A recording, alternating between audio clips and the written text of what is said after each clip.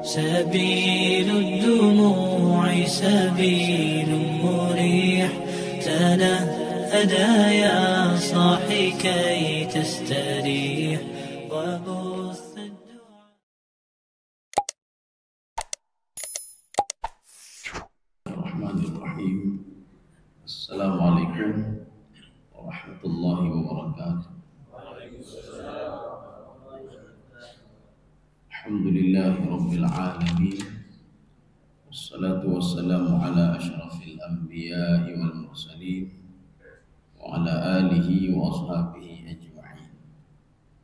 رضيت بالله ربا وبالإسلام دينا وبمحمد نبيا ورسولا. رب اشرح لي صدري ويسر لي أمري واحلل عقدة من لساني يفقه قولي. اللهم اجعل جمعنا هذا جمعا مرحوما وتفرقنا من بعده تفرقا معصوما. Kaum muslimin dan muslimat sidang jamaah subuh yang dirahmati Allah. Kita lanjutkan kajian kita tafsir surah Al-Baqarah. Kita menggunakan tafsir Al-Baydawi. Jadi sudah sampai ayat 26. Jadi sebelum kita terangkan ayat 26, di dalam Al-Quran banyak perumpamaan. Perumpamaan itu dari binatang yang kecil sampai yang besar. Bahkan binatang kecil itu seperti dhubab. Dhubab itu lalat. Kemudian ada juga seperti ayat ini ba'udah, nyamuk. Nyamuk ya. Kemudian ada juga himar, keledai di atas itu lagi.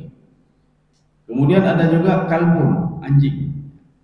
Semua perumpamaan yang dibuat oleh Allah Subhanahu wa taala ini itu punya tujuan. Jadi artinya seorang hendaklah dia mengkaji binatang. Coba lihat binatang itu. Kenapa himar seperti itu? Kenapa keledai itu identik dengan al-hunqu? Hunqu itu dungu. Kenapa Allah Subhanahu wa taala memasukkan kalimat dhubab di dalam Al-Qur'an? Di dalam tafsir Qatadah dan Syekh Tantawi dalam tafsir beliau Al-Wasit. Ketika turun ayat Al-Quran yang bercerita tentang lalat, kemudian satu lagi Al-Ankabut. Ankabut itu laba-laba. Ya. Apa kata orang kafir? Enggak layak itu masuk ke dalam Al-Quran. Masa ada laba-laba dalam Al-Quran? Kenapa ada dhubab dalam Al-Quran? Kenapa ada himar dalam Al-Quran? Kenapa ada nama-nama binatang dalam Al-Quran? Sehingga Musailamah Al-Kadzab pernah menentang Rasulullah SAW. Sebenarnya dia menentang Allah nih. Musailamah Al-Kadzab.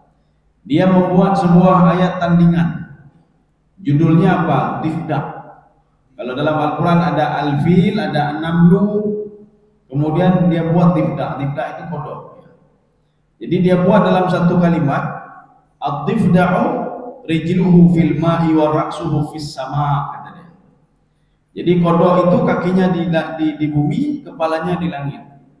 Ketika didengar oleh orang-orang Quraisy yang mereka itu memang paham betul bagaimana sastra itu, mereka paham betul bagaimana bahasa yang bagus, bagaimana kalimat yang bagus, mereka menertawakan Musailamah Al-Kadzab. Apa yang kamu buat ini? Tidak ada nilai sama sekali. Ini memaknai sebenarnya orang kafir itu dia tahu keagungan Al-Quran, dia tahu.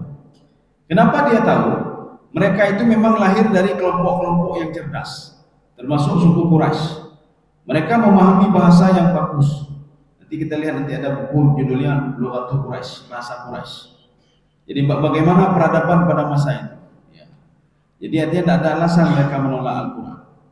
Sekarang kita lanjut ayat 26. Ini menggambarkan bagaimana Allah Subhanahu wa taala tidak segan-segan membuat sebuah contoh. Contohnya apa? Ba'udah, nyamuk ya. Karena sebagian dari kita mengatakan, nyamuk apa guna nyamuk? Apa guna ini? Apa guna itu? A'udzu billahi minasyaitonir rajim. Bismillahirrahmanirrahim. Innallaha la yastahi ay yadriba mathalan ma ba'udatan fama fawqaha. Coba diterjemahkan dulu. Sesungguhnya Allah tiada segan membuat perumpamaan berupa nyamuk atau yang lebih rendah dari itu. Ya. Ini makna fauqa itu rendah. Ada yang menerjemahkan makna fauqa itu di atas. Tapi kita lihat satu-satu dulu. Ini jumlah ini namanya jumlah isbat. Jumlah taukid. Allah ingin mentaukidkan kalau saya itu kata Allah la yastahi. Allah tidak segan-segan. Ini terjemahannya. Sekarang kita lihat la yastahi itu apa? Al-haya, malu. Allah tidak malu, tidak segan-segan. Malu itu apa sebenarnya? Dalam versi tafsir Baydawi, beliau mengatakan, wal haya'u inqibadun nafsi anil qabihi makhafatatam. Malu itu menyembunyikan sesuatu hal yang negatif supaya apa? Tidak dicaci maki oleh orang lain. Itu makna malu, al-haya. Allah Subhanahu wa taala tidak menyembunyikan sesuatu, semua dinampakkan oleh Allah. Maknanya penciptaan itu ada makna. Bahkan penciptaan manusia itu bukan abatha. Abatha itu apa? Bukan abasa, beda. Abasa bukan masa. Abatha itu sia-sia, tidak sia-sia. Makanya ketika kita sakit, beribadahlah terus. Ya, ketika sehat begitu juga, beribadahlah terus. Manfaatkan waktu yang sedikit itu untuk bisa beribadah. Jadi artinya bukan sia-sia. Diciptakan waktu kita sebulan ini diberikan waktunya 35 tahun. Sebulan diberikan 60 tahun, sebulan diberikan 70 tahun. Waktu yang diberikan itu manfaatkan semaksimal mungkin. Maka inilah yang dikatakan dengan keberkahan waktu. Ada orang gak cukup, hantai pete. 60 tahun yang diberikan oleh Allah tak cukup sama dia, hantai pete. Untuk kejar dunia saja hantai pete. Untuk kejar dunia. Ini maknanya dia tidak paham hakikat dunia itu apa. Kalau dia paham hakikat dunia, dia bisa membagi mana yang dunia, mana akhirat. Mana yang dia kejar sementara, mana yang dia kejar selama-lamanya. Maka kalau orang mengejar dengan waktu 24 jam, khusus untuk mengejar dunia berarti rugi dia. Maka manfaatkanlah dari waktu 24 jam itu, ada waktu untuk, kalau kata Imam Ghazali begini, duduklah kamu, pergunakanlah waktumu, yang pertama untuk memikirkan masa lalu. Yang terbayang tinggal, jamun ada mencuat agak. Coba pikir masa lalumu dulu. Jangan tiba-tiba meninggal dunia, apa yang mendung yang diangkat oleh Allah. Pak, kamu mencuri, kamu berbuat ini, kamu berbuat ini. Coba pikir masa lalu satu. Kemudian yang kedua, kata Imam Ghazali, pikirkan al-qaid yang sekarang terjadi. Apa yang kamu lakukan sekarang? Apakah kamu ada beribadah atau kamu berbuat maksiat? Maka buat planning, Pak. Uronyo alhamdulillah hana maksiat lu buka uronyo. Ya. Tinggal buat planning lah, alhamdulillah hana maksiat uronyo. Kemudian yang ketiga, pikirkan masa depan. Apakah masa depan kita di dunia saja? Tidak. Kalau bukan masa depan kita di dunia saja, maka rancanglah sesuatu itu bukan di dunia saja, tapi rancanglah setelah mati. Kita memang merancang supaya hidup enak. Pernah nggak kita rancang mati enak? Nah, ya. Kita selalu merancang hidup enak, banyak duit, banyak fasilitas. Pernah nggak kita rancang kita matinya enak juga nanti? Tidak pernah kita rancang. Yang selalu kita rancang masa depan di dunia. Bagaimana masa depan di dunia ini? Kalau cuma sekian puluh tahun saja diberikan kesempatan oleh Allah Subhanahu wa taala. Kaum muslimin sedang jemaah dirahmati Allah. Jadi artinya semua itu bermakna. Jadi makanya 1 menit bermakna. Maka dalam 1 menit manfaatkanlah apa berzikir atau apa saja, itu bermakna. Kaum muslimin sedang jemaah dirahmati Allah. Termasuk binatang. Pada suatu hari ketika Nabi Daud alaihissalam sedang duduk membaca Taurat. Tapi tiba-tiba famarrat dudatun hamra. Lewatlah seekor ulat warna merah di samping beliau. Setelah sampai ke itu belok lagi dia, balik lagi. Kemudian sampai ke tujuan balik lagi. Terus bolak-balik di samping Nabi Daud alaihissalam. Apa kata Nabi Daud? Apa ulat ini? Apa enggak ada kerja ulat ini? Anabut. Kata gede baliklah. Kata kena baliklah. Dengan izin Allah Subhanahu wa taala. Ulat merah tadi diberikan izin oleh Allah untuk bisa berdialog dengan Nabi Daud alaihissalam, dan Nabi Daud bisa memahami bahasanya, bahasa binatang. Dan lagi orang ini yang pakai bahasa tidak lagi cara. Jadi ini hanya orang-orang khusus saja ya. Inilah namanya allamahul bayan. Diajarkan kepada orang-orang khusus saja. Dan dengan waktu, dengan maksud tertentu ya, Pak. Supaya Nabi Daud tahu kenapa ulat itu bolak-balik. Waktu itu ulat ini memanggil Nabi Daud. Ya Nabiullah Daud, wahai Nabi Daud, ya, terkejut Nabi Daud sedang baca ini, siapa yang panggil? Seekor ulat merah tadi. Ya Nabiullah Daud, kamu tahu nggak kenapa saya bolak-balik? Ya, saya sedang bertasbih kepada Allah. Kalau tidak sampai 1000 kali saya nggak akan berhenti. Ya. Subhanallah, subhanallah, subhanallah, subhanallah, subhanallah. Katanya apa? Subhanallah, subhanallah. Leploleh ke dengar ni? Subhanallah. Leploleh ke dengar? Karena sesuai dengan arahan leploleh ke. Yang binatang ulo segolong teribego hana ke pio-pio jadi. Ya subhanallah, subhanallah dengar ya, Pak. Tapi hana pupul daripada hana ketemu ya, Pak. Jadi ulat tadi itu sebelum 1000 kali dia akan berhenti. Maka Nabi Daud alaihissalam dia tutup Taurat itu, dia langsung sujud di depan Allah. Ya Allah, saya minta maaf. Saya tadi sudah mengira ini enggak ada guna ini ulat ini. Rupanya ulat nak guna. Ulat nak guna. Termasuk juga nyamuk. Itu ada gunanya, bukan tidak ada guna. Termasuk waktu. Beda pikir ala wate ya, dia tak panjang wate. Manfaatkanlah waktu yang sedemikian rupa karena nak bisa balik itu. Alahnya yang baca Quran, alah dia mendang dia kali wate habis isya. Waktu habis isya kita sudah sibuk dengan aktivitas yang lain. Jadi makanya waktu itu sangat berharga sekali. Kemudian apapun yang diciptakan oleh Allah itu ada manfaatnya, walaupun cuma 1 detik saja. Bisa saja seorang dalam hitungan menit itu dia bertobat kepada Allah. Dan bisa saja dalam hitungan menit seorang itu berbuat maksiat. Ya, seperti digambarkan Syekh Bal'am. Dalam hitungan menit dia sudah diberikan, maka kita jangan bangga dulu dengan ibadah. Oh, kafir dulu syarat dalam surga kafir. Oh, kafir syarat dalam surga. Kalau kita memang dalam hari-harinya pas waktu tertentu digoda oleh setan sehingga kita meninggal dunia dan dimasukkan ke dalam neraka oleh Allah Subhanahu wa taala. Syekh Bal'am itu kalau secara logika kita lihat tak mungkin dia masuk ke neraka. Kenapa tak mungkin masuk ke neraka? Karena dia itu ibadahnya luar biasa. Ya, contoh, ketika pulang dari perang Khaybar, Umar bin Khattab radhiyallahu anhu melihat seorang yang mati syahid. Apa kata beliau? Fulan syahid, fulan syahid. Si fulan sudah mati syahid. Sehingga apa? Mereka semua itu dari Khaybar pulang ke Mekah. Jadi Khaybar itu hampir masuk ke daerah Yordan. Jadi ketika itu apa kata Umar? Fulan syahid, fulan syahid, fulan syahid. Berita ini sampai ke Rasulullah. Tidak, kata Rasulullah. Saya bermimpi melihat dia di dalam neraka, kata Rasulullah. Sahabat terkejut, Bang. Ya Rasulullah, kok bisa dalam neraka? Dia itu seorang ahli ibadah, dia itu seorang pertempur yang hebat, dia itu baru saja ikut perang dengan engkau ya Rasulullah. Tidak, dia pernah mencuri burdah orang lain, Pak. Itu ada gawaknya, Pak. Apa namanya, selendang. Ya, jadi untuk katanya sorban. Dia pernah mencuri sorban orang lain rupanya. Itu masalahnya. Rupanya masalahnya dia pernah mencuri sorban orang lain. Itu apa namanya, sehebat apapun dia tetap namanya pencuri. Maka Rasulullah mengatakan, kalau seseorang saya berikan jabatan kepada dia dan dia menyembunyikan sesuatu walaupun itu jarum, kata Rasulullah, dia sudah termasuk pencuri, kata Rasulullah. Dia sudah termasuk pencuri. Maka gara-gara cok atau mentang, ada malam neraka nih. Itu sahabat yang tadi. Sahabat yang tadi diklaim oleh Rasulullah, saya melihat dia di dalam neraka. Kaum muslimin sedang jemaah dirahmati Allah. Maka jangan remehkan hal-hal yang kecil. Alahnya anak buku, anak buku. Kan masalah anak buku, katanya yang buku. Ya, nih, Pak. Kita yang bermasalah nanti. Ya. Jadi makanya ke dalam hidup ini, dalam hidupnya, artinya kita pikirkan diri kita sendiri. Nada tata lebih kau hana aman hidip. Nada kau kau hana aman hidip. Nada ibadah aman hidip. Ya, nyot kalau ada ibadah tak kelam tu kau. Kalau ada ibadah tak macam-macam kau, tak dulu lembah kau. Ya, jadi artinya apa? Kita sudah aman di baca Quran karena mandul karena kegugau bihana jihana nyaman udah insyaallah. Ya. Kaum muslimin sedang jemaah dirahmati Allah. Jadi maknanya ulat tadi bukan diciptakan sia-sia.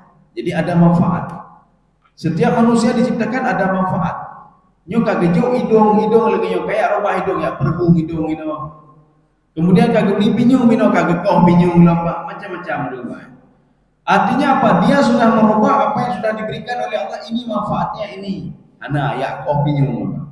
Ini manfaatnya begini. Kalau di Afrika itu, yang mbak bibi koh panjang ibu blok itu apa? Ya, yang makin raya bloknya makin lagak arti mai. Boleh nggak lo bibi ke kumang beraya? Artinya apa? Sudah diberikan sesuatu oleh Allah. Jangan rubah-rubah lagi. Ya, jangan rubah. Karena apa? Di balik itu ada manfaatnya. Beda pikir kita akal masih pendek. Paling-paling akal kita ini berkembang 60 tahun. Umur 60, 70 tahun. Setelah itu kan tak ada lagi. Habis akhirnya kita muncul orang lain lagi, akalnya begitu juga. Jadi yang kita pikirkan apa? Manfaat ke depan saja kita pikirkan. Sedangkan Allah bukan itu, manfaat yang lebih daripada itu lagi. Jadi dari pertama diciptakan, kenapa ini begini, kenapa ginjal begini. Ya, karena sudah terpikirkan. Kita kaji ginjal, setelah kita lahir, kita kaji ginjal ini kenapa begini, baru kita kaji ginjal. Allah sebelum menciptakan manusia sudah mengkaji ginjal itu untuk apa, ini untuk apa, semua untuk apa. Ini jangan kita nyodek, robah-robah dong. Ya. Kaum muslimin sedang jemaah dalam Allah. Innallaha la yastahi. Jadi yastahi itu artinya malu karena aib. Ini ada benda-benda malu ini. Maka seperti kata Syekh Tantawi, ketika Yahudi, orang kafir, orang Nasrani turun ayat yang menyebutkan tentang zubab. Apa itu zubab? Lalat. Jadi Allah mengatakan begini, kalau kalian hebat, kalian tidak bisa menciptakan satu lalat pun, tidak bisa. Coba ciptakan lalat. Ya. Hancur. Yang bisa apa? Robotnya saja. Setelah itu mati, nggak bisa apa-apa. Dikontrol oleh orang lain. Coba bisa nggak kamu buat? Walawi kita ma'ulah. Walaupun kalian berkumpul semuanya, jin, manusia, setan, semuanya berkumpul, coba buat lalat saja. Coba buat lalat, tidak bisa kalian. Makna lalat di sini itu mengandung apa namanya? Bukan berarti sesuatu hal yang hakarah itu yang hina, tidak. Artinya yang kecil saja kalian tidak bisa buat, apalagi yang besar, kata Allah SWT. Ini penyebutan lalat. Yang kedua, penyebutan ankabut. Ankabut itu laba-laba. Jadi Allah mengatakan dalam Al-Quran begini, seorang yang minta bantuan kepada orang lain selain saya, kata Allah, kamathalil ankabut ittakhadhat baitan. Seorang yang minta pertolongan bukan sama Allah, lagi pertolongan Mbak Nyo, lagi pertolongan Mbak Fulan, lagi pertolongan Mbak Amerika dan lain sebagainya. Itu pertolongan mereka itu seperti ankabut, laba-laba yang membuat sarang, ya Mbak, membuat sarang. Dia pikir sarang itu sudah kuat sekali. Makanya ankabut, laba-laba itu dia mengira ini hebat sekali, saya bisa menjaring semuanya. Ini lewat pice manconya Mbak dulu. Ya. Jadi kata Allah Subhanahu wa taala, kalau ada seorang itu dia menjadikan orang lain itu sebagai penolongnya selain saya, kata Allah, kamathalil ankabut ittakhadhat baitan. Wa inna ahwanal buyutu la baitul ankabut. Jadi seperti seorang buat jaring laba-laba. Yuka aman, lu pegang karena di bulan. Hana aman, kata Allah, di bulan mati di bulan. Kayak lagi dulu buat di bulan. Di bulan juga bermasalah, hebat. Sebagaimana laba-laba tadi, dia pikir sudah hebat sekali dunia jaringnya dia. Jadi makanya segala sesuatu mintalah kepada Allah Subhanahu wa taala. Apapun mintalah kepada Allah. Ya. Kita beryakin didengar oleh Allah. Mana contohnya? Ini mungkin contoh ini sudah pernah saya ungkapkan di berbagai tempat ya.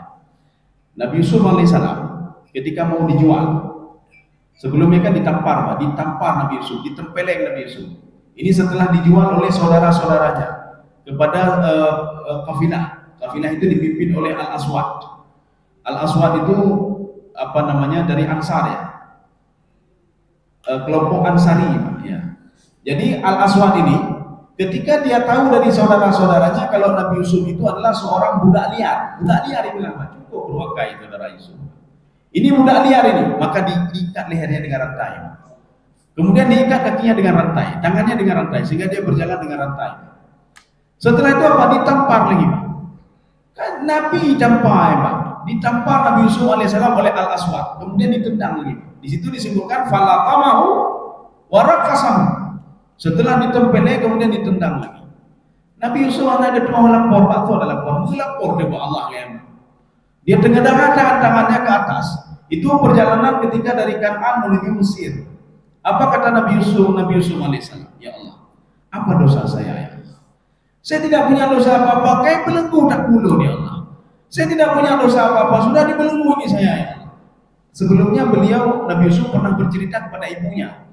Ketika perjalanan dari Kan'an menuju Mesir, dia ketemu dengan kubur ibunya. Langsung dia peluk kuburan ibunya. Kemudian apa kata Nabi Yusuf? Ya Ummah, irfa'i ra'saki wanduri. Wahai ibuku, maka meninggal di kuburan itu. Coba lihat anakmu ini, apa salah anakmu? Saya tidak punya salah apa-apa. Saudara saya memasukkan saya ke dalam sumur, apa salah saya? Kemudian saya dibelenggu, apa salah saya? Saya dipisahkan dengan ayah saya, apa salah saya? Ya, makanya kalau melapor sama orang meninggal, anak solusi, Pak. Nggak ada solusi. Apalagi lapor sama orang hidup nggak ada solusi. Pak. Maka punya aja buhu dia. Lengkung belum ya lengkung. Pada buhu. Gajah-gajah bermasalah lengkung Pak. Jadi jangan minta tolong sama minta tolong sama Allah. Nggak ada solusi kalau minta tolong sama orang meninggal. Ya. Makanya Nabi Yusuf setelah itu ketahuan dia pergi ditempeleng lagi sama Al-Aswad. Kenapa? Kamu mau lari ya? Nabi Yusuf mengatakan, saya tidak pernah lari. Setelah itu Nabi Yusuf menggadahkan tangannya ke atas. Apa kata Nabi Yusuf? Biwasitah dengan ya Allah, kalau saya itu salah, maafkan dosa saya. Maafkan dosa saya. Dengan nama Nabi Ibrahim, ya, dengan Nabi Ibrahim, nama Nabi Ibrahim. Saya bersumpah juga dengan nama Nabi Ishak alaihissalam, itu kakeknya Nabi Yusuf. Dengan nama ayah saya Yakub alaihissalam, ampuni dosa saya ya Allah. Ya, dengan nama-nama Romalim pun, ampuni dosa saya. Rupanya itu malaikat Jibril. Malaikat Jibril mendengar doa Nabi Yusuf alaihissalam. Makanya ketika kita berdoa kepada Allah, kan hanya dengar Allah. Cuma masalahnya tergantung kita ini mungkin ada buat maksiat. Maka doa kita itu didengar oleh Allah tapi tidak dikabulkan. Makanya ketika itu Nabi Yusuf alaihissalam turun malaikat Jibril. Apa kata Jibril? Izinkan saya Yusuf, saya balik kampung ini, saya hancurkan mereka seperti kaum Nabi Lut alaihissalam. Dibaca, oh jangan katanya. Menyokatnya posisi Nabi Yusuf, ngelulah mengan mandu nyok pelungkap tu. Idampa ada mula cukup pakai dengan Nabi Yusuf tidak. Maka kata Nabi Yusuf, jangan kau balik. Tetapi malaikat Jibril karena bengih nak gawa yang tempeleng Nabi dikepakkan sayapnya. Fatadribu ajnahahu. Ini ada dalam tafsir Al-Qurtubi. Fatadribu ajnahahu. Fatharal humar. Ketika itu angin kencang disertai dengan hubar. Hubar itu debu, ya, lengkengin puting beliung kan. Maka di dalam kitab Al-Bidayah wa Nihayah itu tugas Jibril apa? Apalagi dari dulu sebenarnya tugasnya itu juga. Apalagi sekarang tidak ada rasul lagi. Tugas Jibril itu mas'ulun birrihi wariyah. Tugasnya dengan berurusan dengan angin rahmat, angin berkah dan angin laknat. Maka kalau kita lihat nanti ada kaum Samud dihancurkan oleh Allah dengan angin laknat, itu ada Jibril di situ. Ketika kaum Ad dihancurkan oleh Allah selama 8 hari, 7 malam dengan angin, berarti ada Jibril di situ. Ketika kita lihat di dunia ini angin kencang yang luar biasa, berarti ada Jibril di situ. Sebagaimana juga angin pada masa Nabi Yusuf alaihissalam. Dipukul lumayan. Akhirnya Aswad takutnya luar biasa, mendadak Aswad. Kemudian setelah redanya lama juga ditanya, kenapa seperti ini? Saya lihat anak tadi dia angkat tangan ke atas. Dia minta tolong kepada sesuatu, kita tidak tahu siapa yang dia minta tolong. Tetapi hancur kita seperti ini. Makanya jangan macam-macam sama anak itu. Minta maaf, tidak kayak maaf. Kalau dia berdoa lagi, itu baru doa pertama dia, kata si Al-Aswad. Kalau dia doa kedua lagi, mungkin kita sudah hancur semuanya. Ya. Makanya setiap masalah itu laporlah kepada Allah. Apapun masalahnya, masalah hukum, masalah raya, madu lapor kepada Allah. Tetapi apa kita jaga diri dulu. Habis kita mencu, berdoa dong. Habis pegang mati berdoa, pegang mati lah, Pak. Jadi ada kita memang betul-betul kita pergi hati, Pak. Makanya itulah fungsinya kita berzikir terus. Habis sembahyang kita berzikir, habis sembahyang sunat kita berzikir. Baik terima. 10 minit atau 30 detik saja boleh juga. Astagfirullah. Lihat dulu dia Kasih. Yang penting katanya dalam teorinya nantinya ke Allah Subhanahu wa taala. Kita kembali. Innallaha la yastahi ayyadriba masalan ma ba'udatan. Allah tidak malu. Ana male, ngoyo kan male lu pegaknya. Itu makna haya di dalam tafsir Baitawi. Jadi haya itu apa? Menyembunyikan sesuatu hal yang orang lain menganggap itu rendah. Kenapa kita sembunyikan? Supaya tidak dicaci maki sama orang lain. Ya. Rupanya setelah dulu ayat ini dicaci maki juga. Ya caci maki Allah di urut kafir. Dua ayatnya. Maka ditantang oleh Allah, kamu kalau ini bisa nggak kamu buat seperti ini? Tak bisa buat juga. Cuma cara penghaban. Maka seperti penajihan mesin kompresor. Berea dalam angin dalam memang. Nyo namu ho nyo angin dalam memang. Jadi makanya Allah Subhanahu wa taala menantang mereka. Kalian jangan banyak ngomong. Coba ceritakan satu saja, kata Allah Subhanahu, satu saja. Ya. Fama fauqaha. Sekarang pertanyaannya, kenapa Allah Subhanahu wa taala mengungkapkan di sini nyamuk? Kenapa tidak lalat saja? Kenapa tidak binatang kecil yang lain saja? Apa yang lain itu? Itu seperti laba-laba. Ada laba-laba yang kecil. Kenapa tidak laba-laba saja? Kenapa mesti ini? Kita harus merujuk ke dalam tafsir At-Tabari ini. Karena dalam tafsir ini tidak diungkapkan kenapa mesti itu. Ya. Apa kata tafsir Tabari? Manusia disuruh belajar dari nyamuk. Yumurno nyamuk. Baik tabe-tabe ke dia di malam Allah nyamuk ikap lu tabe. Dia malah ikap lu tabe. Untuk apa Allah ciptakan nyamuk ini? Kita melihat dari satu segi, nyamuk itu tidak ada fungsi diciptakan pakai ikap dan nyamuk. Padahal kata Imam At-Tabari, di situ ada tamsilan kata Imam At-Tabari. Apa tamsilannya? Ya. Nyamuk itu ibarat perumpamaan apa namanya? Nyamuk itu asyak wa inja'at. Ini kata Imam At-Tabari. Dia bisa hidup walaupun dia lapar. Wa in saminat matat. Kalau dia sudah kenyang dia mati. Nyanyi nyamuk, prinsip nyamuk begitu. Nyohana petik. Coba ambil nyamuk cok nyamuk atau langkama, kunci pintu. Nyolong mejak haji dah bukan. Mejak haji berpeluru bakal lebih, di bulan setengah. Waktu dah balik nyamuk lagi tu. Hana nyamuk di kan di ulun juga di bulan ada baju tebu. Hana. Nyamuk itu walaupun tidak makan dia bisa hidup. Ya, satu. Tetapi kata Imam At-Tabari, wa in saminat matat. Kalau dia sudah kenyang dia mati dengan sendirinya. Yang kayak kap kita nyok, yang kamera punggung, yang nak berlepoh le mati gerai. Dia mati sendiri dia. Maka jibek dah minta nyamuk yang kayak kap belum kelak. Tak kumpul itu balik dulu, tepoh dulu. Anda berlepoh ni mati gerai. Nyamuknya mati gerai. Ini perumpamaan apa ini? Masih di dalam tafsir At-Tabari. Apa kata Imam At-Tabari? Inilah perumpamaan hidup di dunia. Perumpamaan hidup di dunia. Kita ini kadang-kadang rezeki gijuk warna oleh Allah. Kadang-kadang nayang di urang ibadah nayang di, tapi hana mati, Pak. Nah mati orang puasa, hana mati. Nanti tiba-tiba dikasih tahu oleh dokter, innalillahi sudah meninggal si fulan. Bukan, lihat puasa ya, lihat puasa. Hana meninggal orang puasa, hana meninggal. Cuma kita saja hana bajunya. Ya. Ada juga orang yang ketika beribadah, hana baju dalam tidur hana baju, hana meninggal, hana meninggal. Ini perumpamaan dunia satu. Yang kedua, nyamuk kalau sudah kenyang dia akan mati dengan sendirinya. Itu perumpamaan apa? Inilah perumpamaan orang kafir kata Imam At-Tabari, yang nikmat terus diberikan kepada dia. Tatkala dia bangga dengan apa yang sudah diberikan, falamma farihu bima utu, dia bangga apa? Ini kan akibat kerja saya. Saya ada perusahaan, ada ini kan kerja saya ini. Saya bisa dapat ini, saya bisa dapat kan gara-gara jabatan saya. Setelah dia bangga kalau itu kerja dia, akhaznahu baghtatan, saya ambil dia tiba-tiba.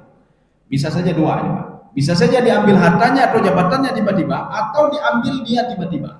Dan dia mati dalam keadaan apa namanya dihina, mati dalam keadaan terhina, mati dalam keadaan dilaknat oleh Allah Subhanahu wa taala.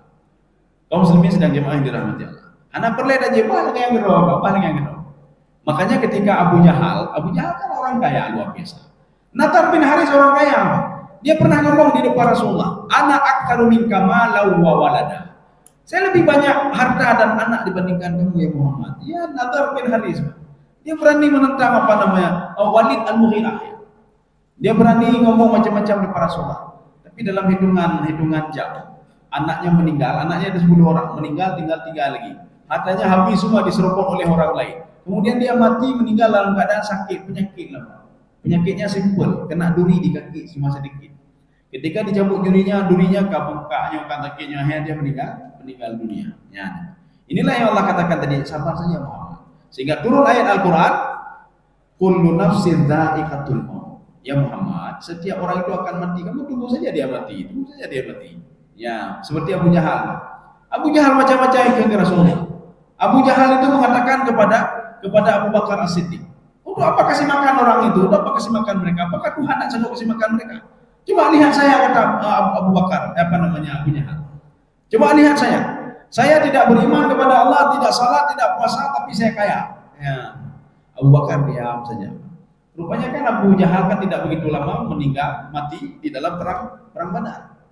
Ketika perang Badar habis, Maka Rasulullah SAW diperingatkan oleh Allah, anakku, menyuruh Allah membangkang, kamu tenang saja. Dia mati juga dia. Nah, orang paling hebat ini, biarin saja dia. Dia mati juga.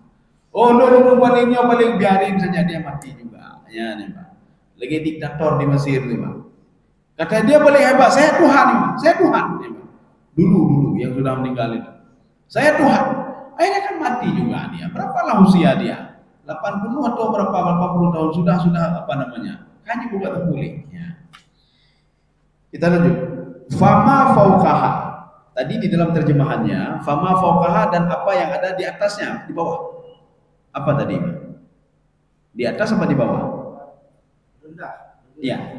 Yang lebih rendah daripadanya. Perhatikan baik-baik ayat ini. Ini fauqa. Kadang-kadang di dalam tafsir itu diterjemahkan fauqa itu walaupun di apa namanya? Di atas tapi maknanya di bawah. Fauqa kan di atas artinya. Tahta itu di bawah. Tetapi bisa saja fauqa itu makna di atas menjadi makna bawah. Ya, termasuk dalam terjemahan itu maknanya bawah. Tetapi ada juga fauqa itu maknanya di atas. Makanya para peneliti barat mereka sudah mengakui Al-Qur'an sebenarnya. Ya. Tetapi tidak semuanya, ada sebagian mereka pelajari. Cuma yang ininya kita apa? Kita Al-Qur'an bersama kita tak ada bedanya. Mereka itu mengkaji ini kok ada apa di dalam Al-Qur'an ini? Ada sesuatu di atas nyamuk. Ya. Apa maksud di atas nyamuk? Akhirnya mereka selidiki nyamuk itu ada apa dengan nyamuk rupanya?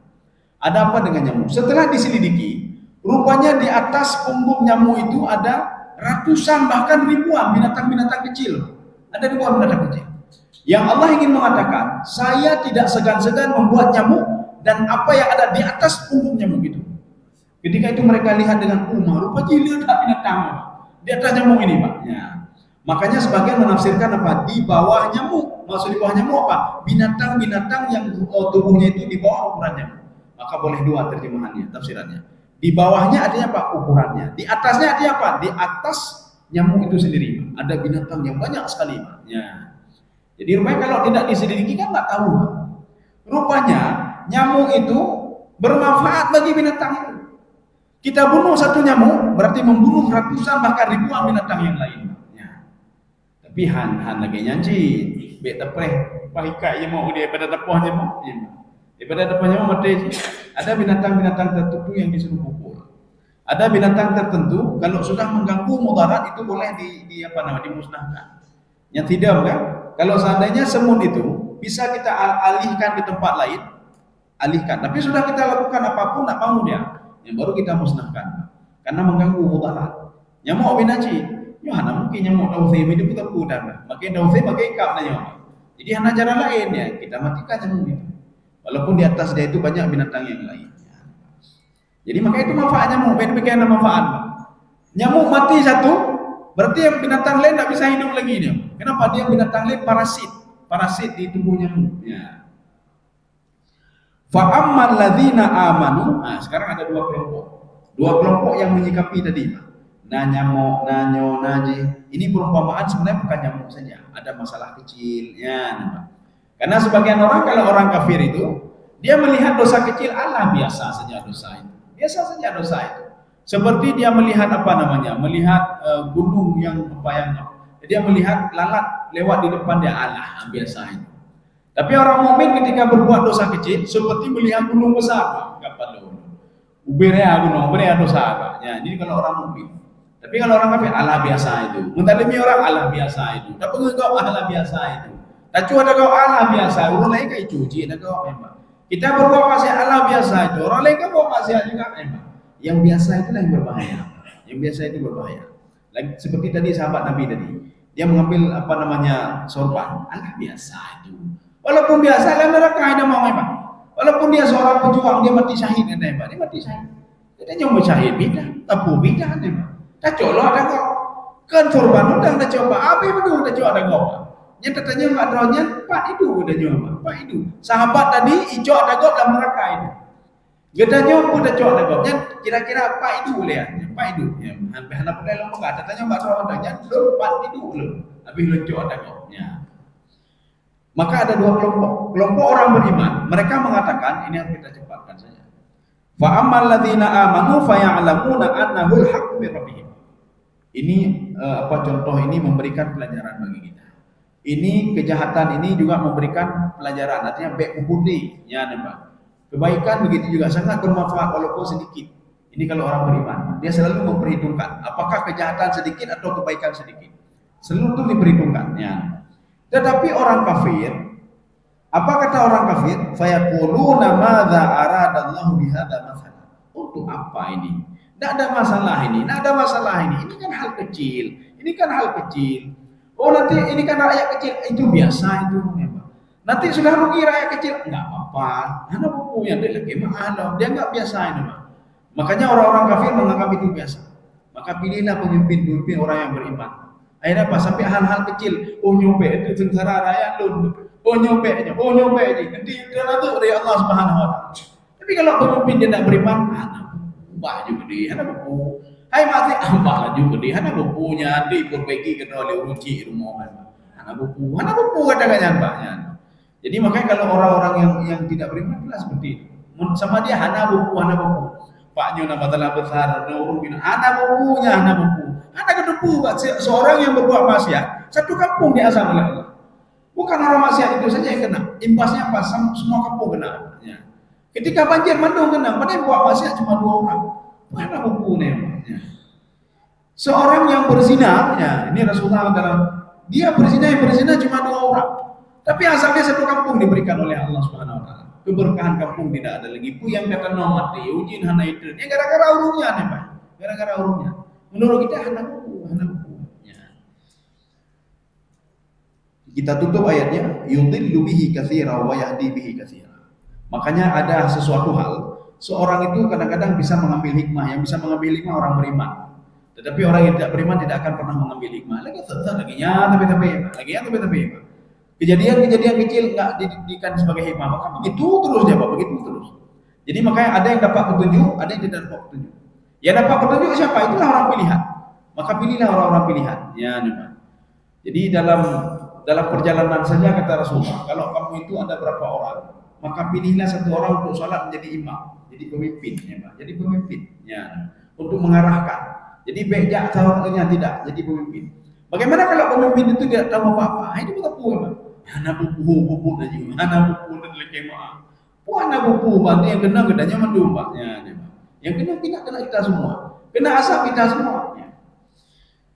Wa yahdi bihi katsiran, wa ma yudillu bihi illa al-fasiqin. Jadi yang disesatkan oleh Allah SWT itu ada yang tidak mau mendengar itu orang fasik. Ini orang fasik, walaupun dia salat.